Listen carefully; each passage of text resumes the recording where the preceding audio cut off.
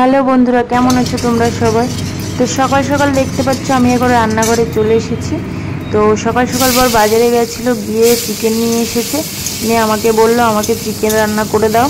তো সকাল সকাল কিন্তু আমি রান্নাঘরে চলে আলু টালু সব কেটে ভাজা করে নিচ্ছি। যেহেতু বর প্রচণ্ড পরিমাণে চিকেন খেতে ভালোবাসে, তাই জন্য সে সকাল সকাল বাজারে গিয়ে চিকেন এনে দিয়েছে। এক কথায় বলতে গেলে সে চিকেন লাভার, প্রচণ্ড চিকেন খেতে ভালোবাসে। তো প্রায় সময় চিকেন আনে আর আমাকে বানিয়ে দিতে হয়। আমি সেরকম রান্না ঠিকঠাক পারি না, তো যতটা পারি সেইভাবেই করে দিই, তো সেটাই খায় আর খুব কম মশলাপাতিতেই খায়। তো চিকেনটা আমি ম্যারিনেট করে নিয়েছি আর সকাল সকাল কিন্তু আমি রান্নাঘরে চলে এসেছি। এখানে তেলের মধ্যে পেঁয়াজ কুচি, রসুন আদা কুড়ে দিয়েছি, টমেটোর কাঁচা লঙ্কা দিয়ে রান্না। আর ওদিকে চিকেনটা একটু ম্যারিনেট করে রেখেছিলাম, লবণ, হলুদ, জিরে গুঁড়ো, ধনে গুঁড়ো আর গরম মশলা গুঁড়ো আর একটু কাশ্মীরি লঙ্কা দিয়ে আর সর্ষের তেল দিয়ে ম্যারিনেট করে রেখেছিলাম।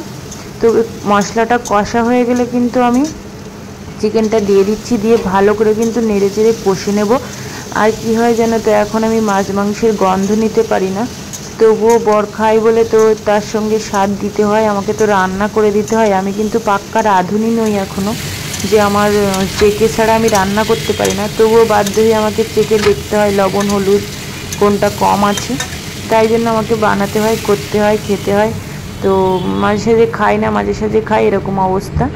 তো এখানে কষা হয়ে গেলে সুন্দর করে জলও ঢেলে দিয়েছি, দিয়ে এটা ঢাকনা দিয়ে রেখে দেবো, দিয়ে হয়ে গেলে একটু গরম মশলা দিয়ে নামিয়ে দেবো। তো এদিকে দেখতে পাচ্ছ চিকেন কষাটা আমার কমপ্লিটও হয়ে গেছে আর বরেরও এবার খেতে দেবো। চলো, কেমন লাগলো ভিডিওটা অবশ্যই জানিও।